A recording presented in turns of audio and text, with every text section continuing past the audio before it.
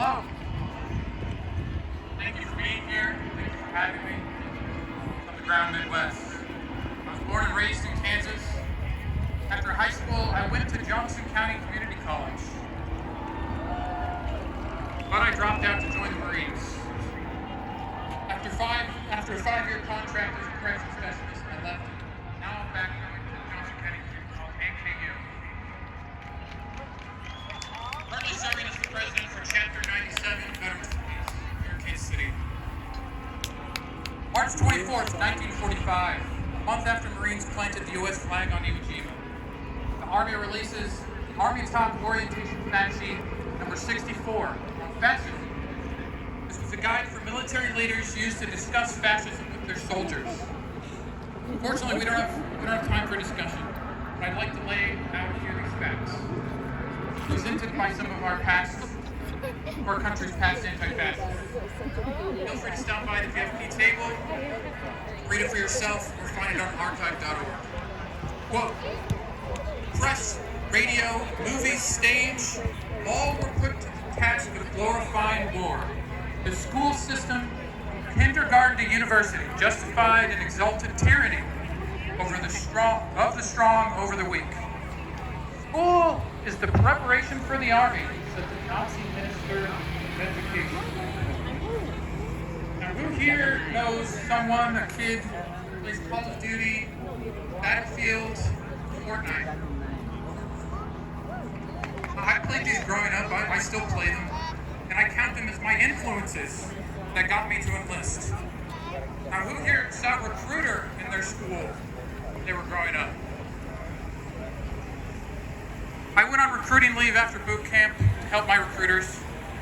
Went to high schools to find kids and convince them to join. They're great at convincing kids to join, especially when they're lying. They don't all lie. The U.S. has been preparing our children for war for a long time.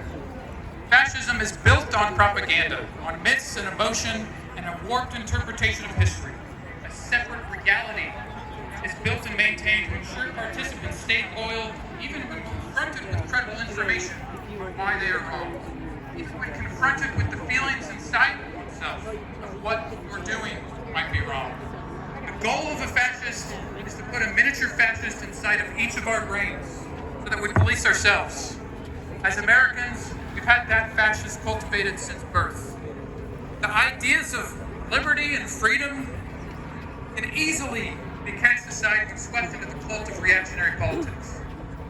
We have to find that tiny fascist inside of ourselves and educate them by deconstructing that false reality we inherit from society.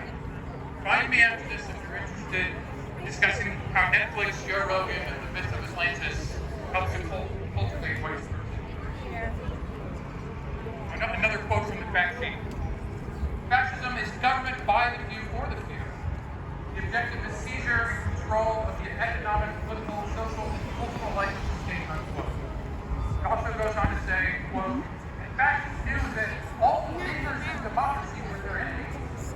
They knew that the fundamental principle of democracy is common citizens'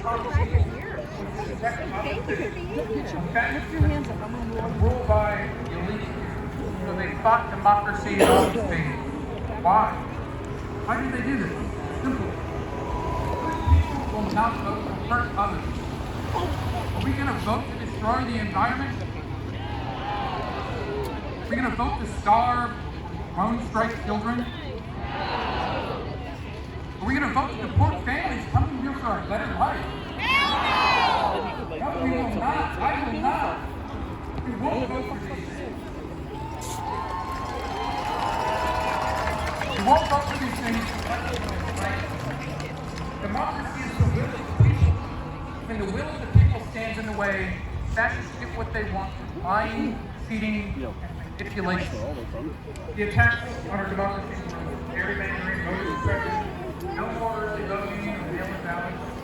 Our country was founded on democratic ideals. What's interesting part about our democracy, though, is that we've always had fascists and authoritarians in our government. There were founders who wanted a king. We fought a civil war against rich elites that refused to let our democracy abolish slavery.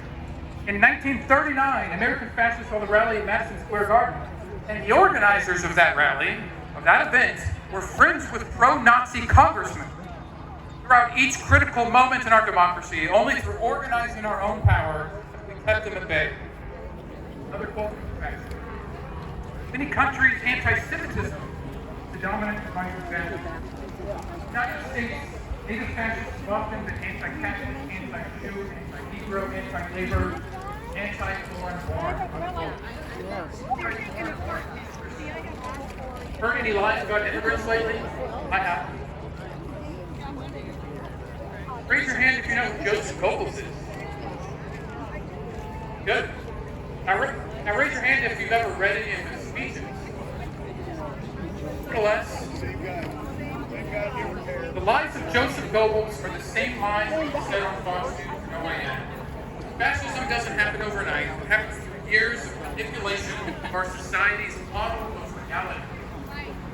Now, Marine Corps Major General Smedley Butler wrote a famous book, War is a Racket, where he described his role as a hustler for the mafia. This book helped educate the fascists in my day. War didn't stop being a racket during World War II, and it didn't stop afterwards. How many wars are we going to be lied into? How long will we be lied into hurting each other?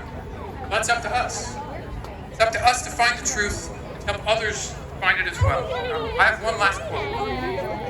Citizenship in a democracy is more than a ballot dropped in a box on election day. It's a 365 days a year job requiring the active participation and best judgment of every citizen in the affairs of this community, this nation, and this country's relations with the world. Unquote.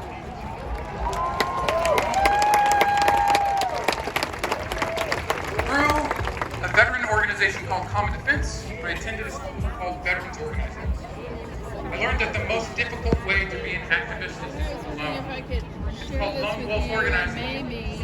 This is not what history shows us gets the job done. History shows us we have to band together, like what we're doing here and now. It doesn't mean going out to the corner and holding a sign every so often, but it is good. It means committing to joining a group and helping to accomplish the goals of that organization. As we all continue to move forward into the unknown, remember, the only way out of this peacefully is by making our democracy work. We've had a movement to abolish slavery. We've had one for women's suffrage. We've had a labor rights movement and a civil rights movement. But looking at history like this, looking at it as periods of time, helps that fascist in our head thrive. It tricks us into letting our guard down. We are in a movement for democracy. And just like each of the movements I just mentioned, the movement for democracy never ends. Thank you, Semper Fidelis.